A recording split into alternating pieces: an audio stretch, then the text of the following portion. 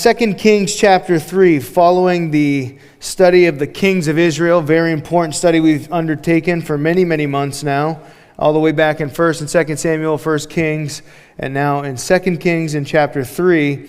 Let's jump in here and get some context. It says, now in verse 1 of chapter 3, Jehoram, the son of Ahab, became king over Israel at Samaria in the 18th year of Jehoshaphat, king of Judah. And he reigned 12 years, and he did evil in the sight of the Lord, but not like his father and mother. For he did put away the sacred pillar of Baal that his father had made. Nevertheless, he persisted in the sins of Jeroboam the son of Nebat, who had made Israel to sin. He did not depart from them. So he was sort of a notch below his father in wickedness. And so verse 4, Misha, king of Moab, was a sheep breeder, and he regularly paid the king of Israel 100,000 lambs and the wool of 100,000 rams. But it happened, in verse 5, when Ahab died, that the king of Moab rebelled against the king of Israel. It's totally normal, as we studied recently, in new leadership. There's always former old relationships that will test the borders and the strength of the new leadership. So in verse 6, King Jehoram went out of Samaria, and at that time mustered all of Israel. And then he went and sent to Jehoshaphat, king of Judah, saying, the king of Moab has rebelled against me. Will you go with me to fight against Moab? And he said, I will go up. I am as you are, my people as your people, my horses as your horses. Then he said, which way shall we go up? And he answered, by the way of the wilderness of Edom. So, some things here for us before we move on. I would just take note of it. We read it briefly in verse 2. He did evil in the sight of the Lord, but not like his father. And it's so important to remember this. Maybe tonight even, just remember that we don't compare ourselves to other people when it comes to measuring our sin and our wickedness, right? Because you'll always find other people that'll make you feel better about yourself, right? In any station of life, you'll find somebody else to say, well, look at that poor guy. At least I'm not like him. I'm not as bad as that guy or that girl or those people. So comparing him to his father, he is less bad, but remember this, less bad does not equal good, right? When we compare each other with each other, yeah, you can find people that are pretty messed up, worse than you are, worse than I am. But at the end of the day, when we compare ourselves to God, that's like when the men of the Bible come in contact with God, they say, woe is me. They're undone. All of their beauty, all of their strength, all of their splendor is gone, as we saw with Daniel and so on. So less bad is not equal to good, and you can't depend on your parents' relationship with God, right? I mean, obviously, his parents weren't godly in any stretch of the imagination, but if you do have godly parents or grandparents, it's a common thing. People say, well, my grandmother, I remember one guy told me, I asked him sincerely from my heart, do you believe you're going to heaven? He said, yes, I do. I said, why? He said, because my grandmother cleans the Whitneyville church clock. I said, are you nuts, man? You think that's what's going to get you to heaven because your grandmother cleaned a church clock? He believed it. Well, at least he said he did. It couldn't have been in his heart of hearts. He comes to his deathbed and he thinks, old Grammy, she cleaned it real good. I mean, come on, man. That's crazy. You can't depend on your mom or your grandmother or some relative of yours to get to heaven. The old saying is, God doesn't have grandkids. You know that? God does not have grandkids. God only has sons and daughters. So, just important to know is, it relates to connecting him to his parents. His parents' righteousness or evil doesn't necessarily mean anything for him. But he wasn't as bad as them, is obviously all that it was saying there. Now, I'll take note of this with you now so when we study it, maybe you can just put it there yourself where it belongs. But they're going to Moab, ultimately. That's where they're going to go to battle in Moab, which would be central western Jordan today, right? Just on the other side of the Jordan River. And so they're going to go that place, but just remember that is exactly where Elijah had his ministry for so many years. So that was Elijah's stomping ground. Remember, Elisha has taken over. We saw some of his stories last week. And so it's going to be no surprise to us to find that Elisha is over in that area. I think all of this story is important because that's ultimately what we're getting to, is that Elisha is there handy for this scenario. So just file that away because it is an important detail as to the fact they're going to Moab. Now, another important detail is in verse 6. and 7 is that he goes to the king of Judah. Remember, Israel's separated now. The majority of Israel is up in the north. But down in Jerusalem, in that area, there's still 2 tribes. And he goes down there and says, hey, will you guys fight with us? Now, this is interesting. It's really hard because there is no right or wrong answer here in a particular, just by asking, is it wrong for him to do that? Well, it just depends. What kind of king is he dealing with? Who's asking him? What are the circumstances? It's not a cookie cutter thing, But at the end of the day, he decides, I will go up with you. And he says something that sometimes it's said and it's good, and sometimes it's said and it's bad. And he says, well, your people are my people, I'm as you are. And in this context particularly, I am led to believe that this is a good moment. It's a good time to say it. Primarily because what he's trying to do is establish peace with his warring neighbor, right? I mean, this is Israel at the end of the day. We're all God's people, and that's what he's saying. He's not like some weird ecumenical person, He's like, oh, we're all God's kids, we can all sing together. No, he's saying, look, man, we're God's people. This is crazy that we're even divided. Of course I'll go to battle with you. He didn't have to say that. In fact, the prophet will blast him, Jehoram, in just a moment. But just know that he could have said, hey, man, you're on your own. You split off from me a long time ago. You're good luck. He could have done all that kind of stuff. But I just say that because it's interesting that he wants to foster unity as much as it is possible. And I come to this verse all the time in my mind. I love to share it whenever I can. Romans chapter 12, it tells us that be at peace with all men as much as it is within you and possible, right? As long as it's possible. Because here's the deal. Some people don't want peace. You know that, right? You have people that want war and bloodshed, and they don't want peace in relationships. But as much as it lies within you, do your best and do your part. And so he says, okay, let's go to battle together. Let's do this thing. And so he does. It tells us in the last verse we read in verse 8 that they are going to go by the way of the wilderness of Edom. So if you know the route there, they're going to swing way down the Jordan, and they're going to come up even the Dead Sea, and they're going to go up, and they're going to come up through Edom. It's an interesting place. In fact, when we go to Israel, we're taking a Jordan extension this time. Mo, you're with me? You're fired up? We're going to go to Edom, and it's a really cool spot down there, and I can't believe some of you haven't signed up yet. I'm looking at a couple of you. Edom is amazing to go to that desert and see, but when you go into Edom, and I think this helps with this story tonight, it is desert land. In fact, just a little fun factoid for you. If you go to Jordan in that area, the wilderness area that they're talking about, it's not like wilderness like in Maine where there's a bunch of trees. This is desert, is essentially what they're talking about. And a lot of the outer space movies, particularly Mars movies that you've seen, have been filmed in Jordan. I don't know if you know that or not. It's fascinating. You go, there's a little restaurant down in that area in the Wadi Qumran Desert, and Wadi Rum Desert, and there's actually a place where they have all the movies that have been made there. Anyway, you didn't care about that. Anyway, the point is that it's a desert, and they're going to swing wide. And so they're deciding to go this secret route to get up there, ultimately to Moab, but it's going to be a little bit more than they bargained for is the idea. So that's what everything's being set up for as we're reading it. So now verse 9. So the king of Israel went with the king of Judah and the king of Edom, and they marched on that roundabout 7 days on that route. And there was no water for the army, nor for the animals that followed them. And the king of Israel said, alas, for the Lord has called these 3 kings together to deliver them into the hand of Moab.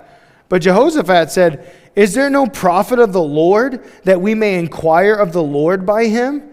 So one of the servants of the kings of Israel answered and said, Elisha, the son of Shaphat, is here, who poured water on the hands of Elijah.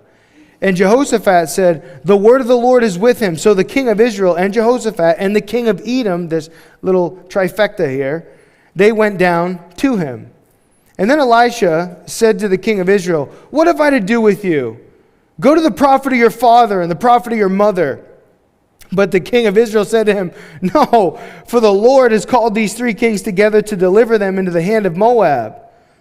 And Elijah, once again in verse 14, as the Lord of hosts lives, before whom I stand surely, if it were not that I regarded the presence of Jehoshaphat, king of Judah, I wouldn't even look at you, nor see you, but now bring me a musician. Now, This is wild. First thing I want to point out is Elisha's brutal when it comes to the king of the north in Israel, Jehoram. And he's like, what have I to do with you, man? He's like, why don't you go ask the prophets of your mother and father? And it's like, whoa, man, you're coming off a little hot, don't you think?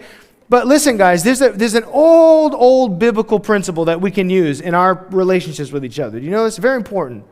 Because sometimes people say, well, how am I supposed to handle that person? How am I supposed to talk to that guy or that girl? And a lot of people think we just need to be super soft and gentle all the time. That's not true, because God's not. You know that, right? And his prophets are not. See, God, a long time ago, established that he gives grace to who? The humble, and he resists the proud. So even in a conversation, guys, listen, if you're talking to somebody, there's humility and there's an equal shared passion with each other and love, grace. Humility, grace. But if there's a resistance and an arrogance, that you resist them. Just like God does. And here's the thing. I'm saying that because how does Elisha handle this moment? He's harsh. He's very harsh. But listen, I'm here tonight to tell you, I really believe that is God's word for Jehoram. He needs to see the prophet upset with him and realize, man, this godly man who just is going to be nothing but a blessing to everybody else, he's got it in for me. God's got it in for me. I'm not in a good place with God. Friends, there's something that we can do that's really scary, and I don't often think about it myself. I don't know if you do, but we can almost be too kind to people. Do you know what I mean? To God's, like people that are against God. Oh, whatever you want. It's all, oh, I don't want to step on anyone's toes, you know, like it. You know what I mean? And we can like coddle someone all the way to hell. And be like, oh, you don't need to repent. You don't need to change all that. Just come to church, you know. No, you do need to repent. You do need to change. That is wrong. That's a wicked lifestyle. I'm not saying you got to blast someone's face off the moment you meet them, but you got to tell them the truth. And if we're not careful, we coddle people, don't we? Listen, he sees the king of the north has come all the way to him in the outskirts of Moab. This is crazy. This would be like, what an honor. Could you imagine if the king came to you in an obscure place and wouldn't you and I just say, wow, this is such an honor. All three of you kings are coming to me. He doesn't do any of that. He's not overwhelmed by the prestige. He pinpoints Jehoram. He says, what are you looking at me for, man? I wouldn't even look at you if it wasn't for him.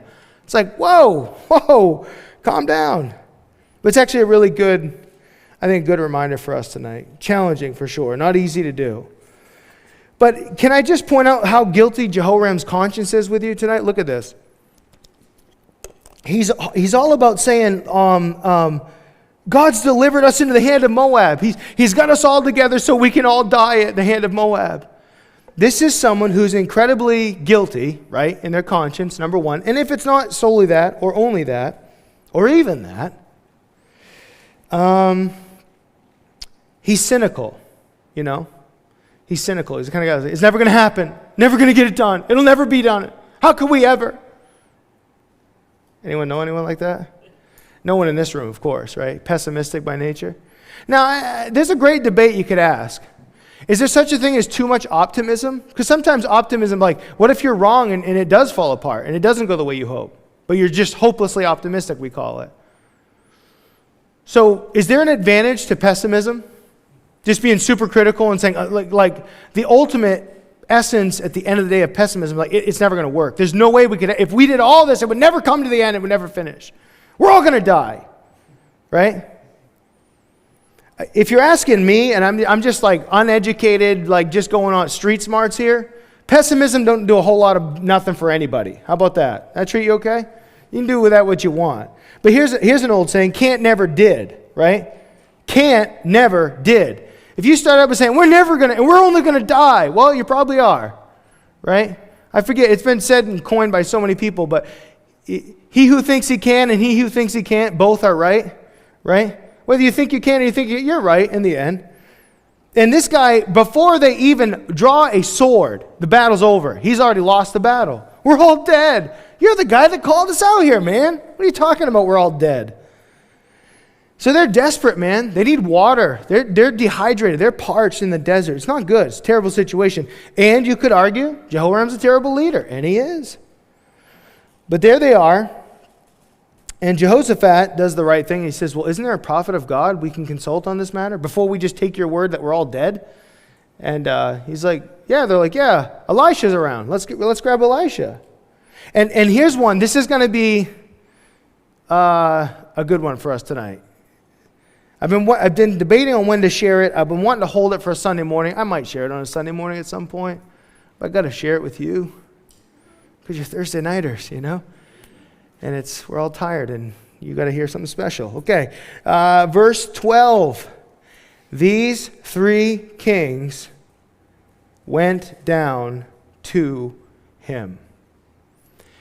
This is a fascinating Bible study that's worthy of a whole study, I think. But you could trace it through the Bible, and I think that you can see exceptions. But the way that God honors this in the Bible, when people go in humility, how God honors that consistently through the Bible. So many times you'll see a king call a prophet to himself. Sometimes not even necessarily bad. But it is when someone goes to the prophet, or in the New Testament, when people go to the Lord Jesus, they are healed. Isn't that amazing? How many people just went to Jesus and they were healed? Boom, they were healed. Now, I'm going to put this in a context that might shock you, but let's just compare American Christianity to the Bible for a moment and think about this for a second, okay? They went down to him. They needed advice. They needed counsel. They needed direction, and they went to the prophet.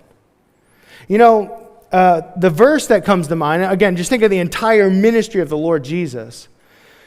But the verse that comes to mind is James chapter 5. Some of you know it.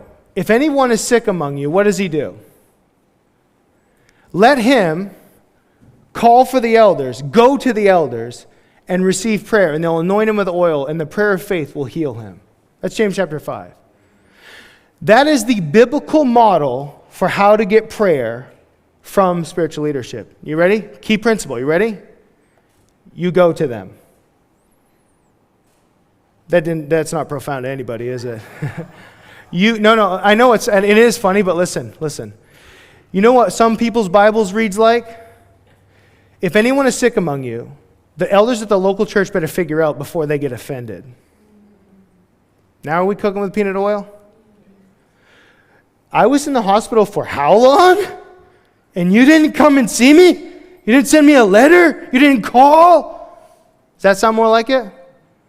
And we laugh because it's so obvious. Like, well, just go to the elders and, well, I was in a hospital. Okay, listen. Obviously, here's one thing I've told people over the years. We have never once received an emergency phone call to go to someone in the hospital and said, no, we're too busy, we can't. Never once. Have we missed a lot of people in the hospital? Yes, we have. And there's actually a better reason for it than just the biblical one. No. There's not a better reason. There's another reason. That's the best reason, okay? The other reason is, watch this. There have been times where I just went because we heard somebody was in the hospital and somebody said, you should go see them. We went and saw them, not just once, twice, thrice, many times. Go to visit the person and they're upset. What are you doing here? We heard you in the hospital. Who told you? And then it becomes this big game. They said they weren't supposed to tell anybody. Well, they told us. See what I mean? Now the elders or the pastor, the leaders have gone to a hospital room trying to be a blessing only to stir up a bunch of family feud. But here's the cool thing. If we keep it biblical and say, hey, if someone said, hey, I was in the hospital and no one called, did you call them? No, I guess I didn't. It's an important thing. This is across the church in America. It's a syndrome that we have. It's a problem that we have. And I've heard so many pastors testify to that in the hospital situation. Again, never, ever, ever opposed to dropping everything and going on the dime and talking to somebody that needs it. But I also strongly believe in the person themselves going to that leader, that elder, that prophet, as it is here. They go to the prophet and they ask for counsel. You know, again, we can do that. We can be proactive. We can go after people, and that's not necessarily a bad thing. But there's something on the recipient's end that's so important. Let him go in faith. Let him go and believe. You know, not just have people come to them. It's a very consumeristic approach and idea to how we want our spirituality to unfold. So, they went down to him. And we read it already a little bit. He started to go after Jehoram. And he then said, okay, listen, I wouldn't even look at you if it wasn't for Jehoshaphat. But here, bring me musicians. That's what we read. And then it says it happened when the musician played that the hand of the Lord, in verse 15, came upon him. It's actually a great testimony to music in general, isn't it? The power of music. Now, he could have said, hey, give me a second, let me pray. He could have said any number of things. But he's like, I want to hear a very important answer from the Lord. Bring me a musician. Like, okay. And they get someone just playing like music. And he's like, okay, I got your answer for you. Something about that time of worship and Selah, as it's called in the Psalms, this quiet musical interlude, this place of prayer and praise where Elisha is hanging out, and then all of a sudden he has the answer from the Lord. It's a great testimony to the power of music. And one thing I got to say too, by the way, I can't wait to hear the music in heaven. Do you know what I mean? Like the coolest concert song worship concoction you have ever heard in your life, times a million, cranked up. And everyone's got ears for that, right? And I was like, it's too loud. You know they say now if it's too loud, you're too old? That don't even happen in heaven, right? Everyone's like, yeah, woo! Man, it's going to be awesome. Going to see things, going to hear things. Worship's going to be incredible in heaven. I have a theory, by the way, and I need to move on from this. I have a theory about heaven. I could be wrong, but if I get there and I am right, you better thank me for telling you ahead of time. I got an awesome theory. So the gifts and calling of God are without repentance, right? God doesn't revoke them at any time. You can go and sin, you can depart from them, but God will never take them from you, no matter what. So I feel bad for people that throw their gifts away. That's fine. But when you get to heaven, you'll still have those gifts that God gave you. So here's what I believe. Like, there'll be pastors, I'm just saying, I can't even believe I'm saying this, but maybe even myself, that'll deliver a sermon, which is like lame when Jesus is there. It's like, well, he's right there. Look at him, huh? But he's given gifts to men, right? He's given evangelistic gifts, all sorts of gifts. I think about worship leaders. There'll be some worship leaders that are just in heaven. Anyway, that's a theory of mine. I could go on and on, but just if we get to heaven and I'm right on that, just give me a thumbs up or something, man. I'm telling you, I'm figuring this out. But when we get there, I really think how cool of that to hear a sermon from Spurgeon or something like that, you know. Anyway, music, powerful. And so verse 16, he said, thus says the Lord, make the valleys full of ditches. So this is what he hears in his time of prayer. For thus says the Lord, you shall not see wind, nor shall you see rain, yet the valley shall be filled with water, so that you, your cattle, and your animals may drink. And this is a simple matter in the sight of the Lord. He will also deliver the Moabites into your hand. Also you shall attack every fortified city and every choice city, and shall cut down every good tree, and stop up every spring of water, and ruin every good piece of land with stones. Now it happened in the morning, when the grain offering was offered, that suddenly water came by way of Eden, and the land was filled with water. It's actually an awesome, awesome thing to consider. God tells them they have to go and dig ditches, right? Which is their part. God does his part. And that's one of the struggles for biblical theologians and students is like God's part versus our part. Doesn't God just make us do our part? But I believe that God's given man free will, and this is actually really important as it relates to our faith. That God gives them the command, go dig holes, and I'm going to fill those holes with water. No rain's going to come, no special wind. The holes are just going to all of a sudden, poof, be filled up with water. That's what's going to happen. Get ready for it. I mean, how strange is that? Now, let me ask you this. If we're all together, we're tired, we're hot, we're in the desert, we're parched, dry, lips are cracked, and our command is, you got to dig holes. It's like, really? That's like the last thing I want to do right now. I drink water like a camel without even doing anything. I can't imagine needing to dig a hole being thirsty. I'd want to drink before I even finished. But he says, you're going to dig holes, and the water's going to appear. How many holes would you dig? How big of a hole would you dig? Would you dig a little cup-sized hole? So you dig a big hole. That's totally up to you, man. You dig as big or small of a hole as you want. But that exactly is the principle, isn't it?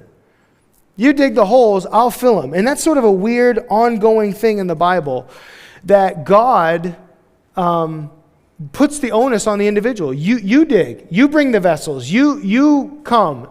Another one, Psalm 81. God tells his people, open your mouth wide and I will fill it. You're hungry? Open your mouth wide.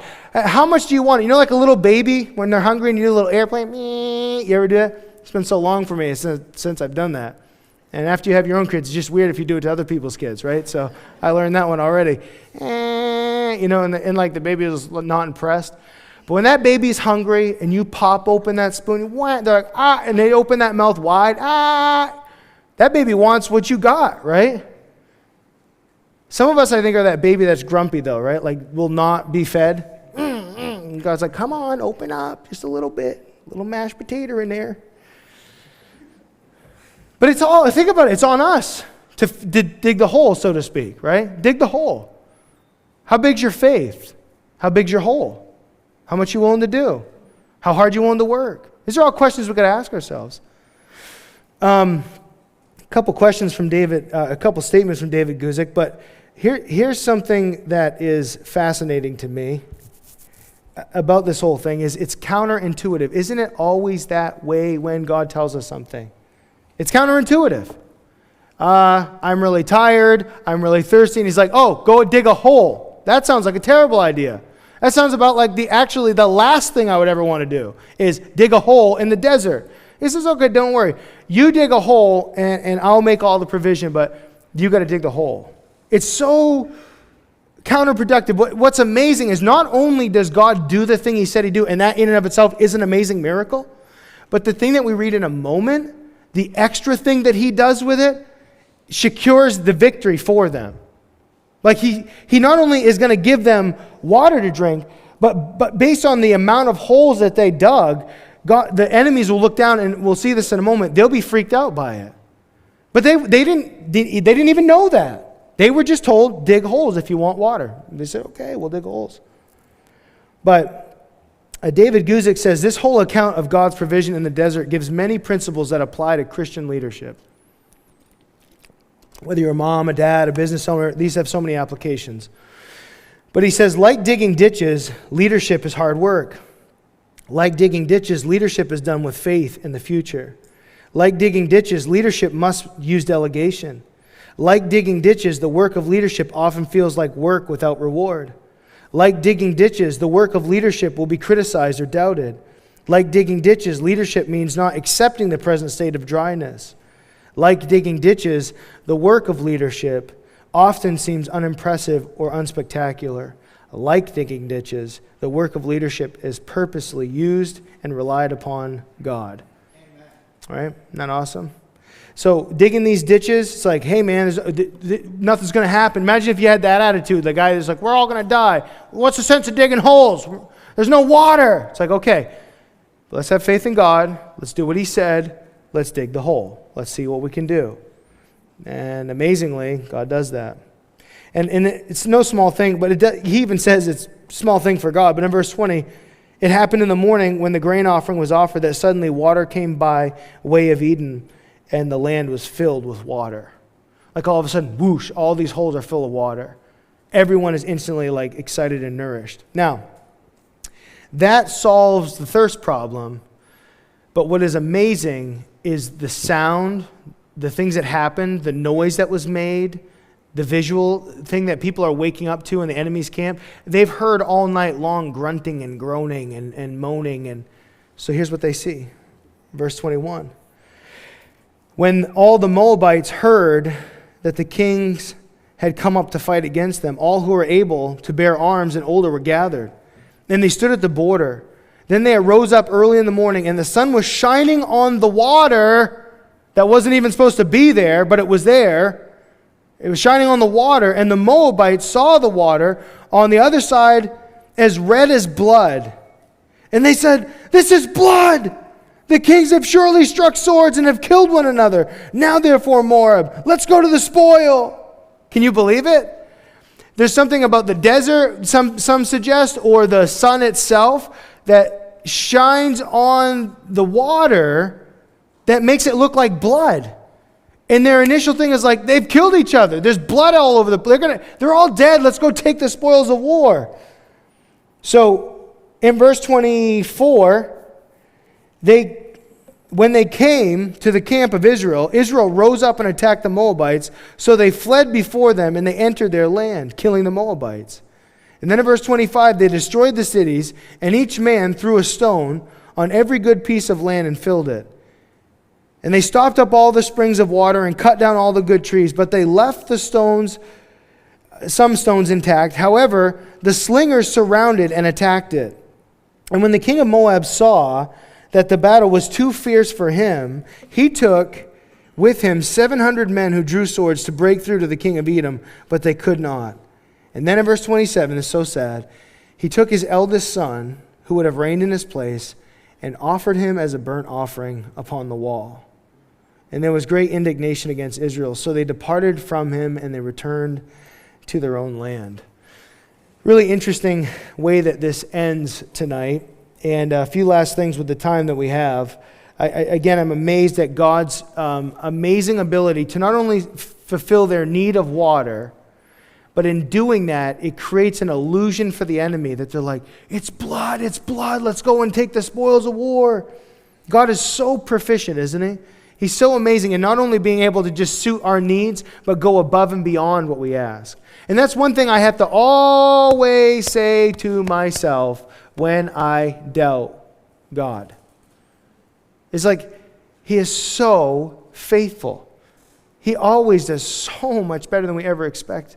He's always so much more able than we give him credit. And I often tell myself, he can do more in one day of my life, with my life, than I could do in 1,000 years of my own, right?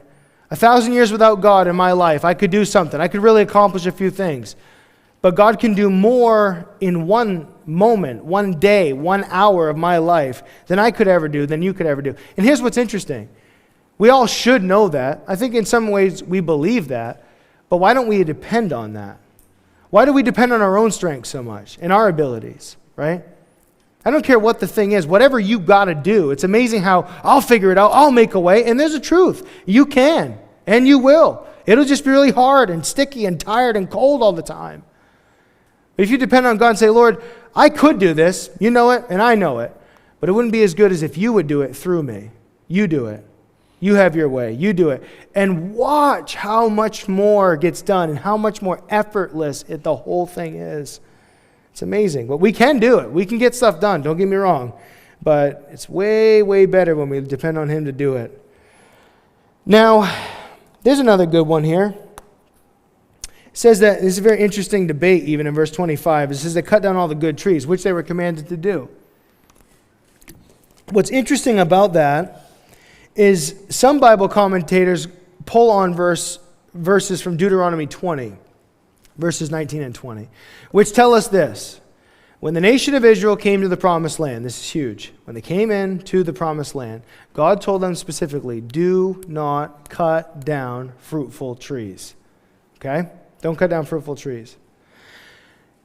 And here he tells them to cut down all of the trees, even the fruitful ones. And so people say, well, this couldn't be that. Well, first of all, I would just make the distinguishing factor that this is not the promised land at this time. This is Moab, right? And this is the enemies, and they're going after them, and they're destroying everything that they have. Totally different scenario. However, some Bible commentators are so stuck on the fact that there's no way they could have cut down the fruitful trees. That's the debate that exists in this text. But there is something good, very good and important for you and I to take home tonight from that. It was a teaching from Pastor John Corson that I heard many, many years ago. And it has stuck with me ever since in Deuteronomy chapter 20. And he talked about that principle of going into the promised land and not cutting down the fruitful trees. And he drew the distinguishing moment that it's not, you would think that's a no-brainer, right? You're cutting down trees, you come to an apple tree, well, don't cut that one, we need that, which not really going to have those, but maybe like a fig tree or something, right? Get something like yields fruit. Don't cut it down. And you would think, well, that's kind of obvious, isn't it? Who would cut down fruitful trees? Ah, ha, ha, ha, ha, ha. Exactly. Who would cut down fruitful trees? I'll tell you who. It's people that are in cut mode. And when you're chopping with an axe, you're like, yahoo! It's like, okay, take a breather. Don't cut down every tree that you see. It's an amazing thing that happens. Just dawned on me just now in my head. It popped into my head right now.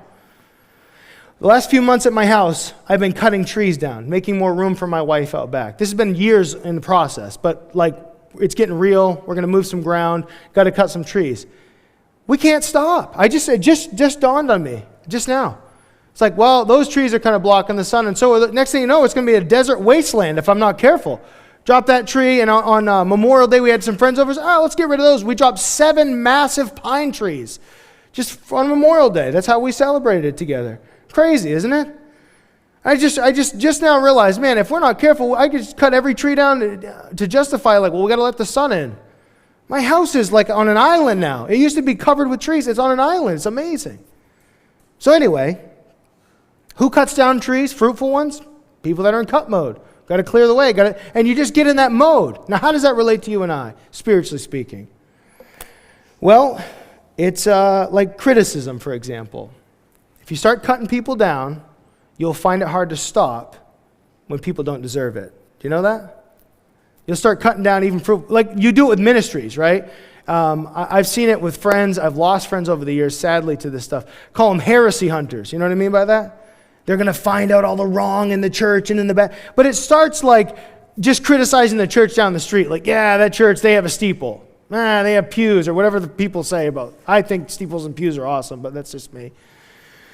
And I would love to have them. They're just expensive. But anyway, so, people, the church is this. The church has that kind of music. The church, the wall paint, the whatever.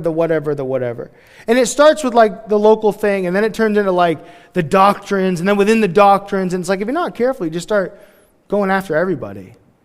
And I can think of a guy that I respect in many ways, but my friend Russ and I went and watched a kids animated movie called King of Kings. Anyone heard of it? It was an awesome thing to do in the winter. We watched it, and we literally had the same thought. We're like, this guy online is going to make a movie about how this is not a gospel-centered enough movie. Surely enough. And within a day or two, the guy, this is not a Christ-honoring movie at all. It's like, well, how did we see that coming? Because the guy, I get it. You want to be gospel pure and you want to get the gospel right. But then we go to this point where they can't even make a kids movie about Jesus and say it's not enough of the gospel. Holy smokes, man. What is it going to say? Here's one for you. How did people in the Old Testament get saved? Did they read the book of Romans? Did they understand the Romans road? Nope. They believed in the Messiah that was yet to come. That's pretty naive, wouldn't you say? And yet nowadays we get all fired up. And I know that we need to believe in Jesus Christ and his blood and he's born of a virgin, all that kind of stuff. But I mean, for goodness sake, the people in the Old Testament, they didn't have a lot to go on. And I'm thinking they're going to be there according to the Bible, right? They like Abraham put his faith in God and it was accounted to him as righteousness. But according to heresy hunters, that's not good enough. It's like Abraham didn't know enough or something. So listen, I'm probably passionate because I've seen friends go off the rails, man. They've gone crazy. And they take a healthy, vibrant group of people and they dwindle it right down. And then we're just a few select people that know the truth in the world today. There's 3 of us. Oh, dude, it's so sad, man. You've lost everything, and you're like in a little hut, and you think you've got it all figured out. And it's not a friend of mine. Many, I've seen friends go off the rails, man. It's like Pringles. Once you pop, you can't stop. Really, it's like, what's the next big one? And listen, let me just shift it so it's relatable to every one of us tonight. You ready? Criticism. You got to have it. You got to have that. But if I start to criticize you, or you start to criticize me, that's a hard thing to stop once you start, isn't it? Have you ever found that? You start to criticize your spouse, it's really hard to stop once you start. And you're this, and you're that, and you, and you can fill in a lot of blanks real quick. Once you pop, you can't stop. So here's my encouragement to you. If you don't want to cut down all the fruitful trees in your life, fruitful relationships, fruitful people, fruitful churches, fruitful ministries, fruitful worship songs, just chill out. Chill out. I'm saying that to myself. I don't want to be the weirdo. It's like, do you know who marketed that music and that they're connected with them and we can't listen to that Christian song? you need to go to sleep earlier is what you need to do. You need to sleep many more hours at night. You do not sleep enough. Something like this, you know. It's so sad. Hey, I could go on. I could get lost here. The people that get all fired up about, you know who produced that music, that awesome worship song that we're all singing in church? Yeah. You know who produced that? It's like, yeah, I do. Can't listen to it. You know that movie that you just went and watched at the theaters? You know who produced that movie? Okay, it got really quiet in here. You know what I mean? We're gonna mince things over Christian music and who produced it, and then go and watch something like maybe not even a bad movie at the theater, but not even ask ourselves who produced this movie? Who's getting money for the movie that I'm going to see? Anyway, okay. Once you pop, you can't stop. You know what I mean? You get going, and it's hard to just put the lid back on and say that's enough. But they were commanded to cut down all the trees. But again, friends, if I could just like put the bow on the top, like heresy hunters, it's easy to criticize, it's hard to stop. Just remember all that. Remember that. We don't want to be left alone in our little huts with our YouTube channels, you know, and telling everybody how we figured it out and they haven't. So one of the showstoppers, though, it's right here, we just read it a moment ago. The king gets so desperate, the king of Edom, that he takes his oldest son and offers him on the spot as a burnt offering. That's just so unnatural and brutal, isn't it?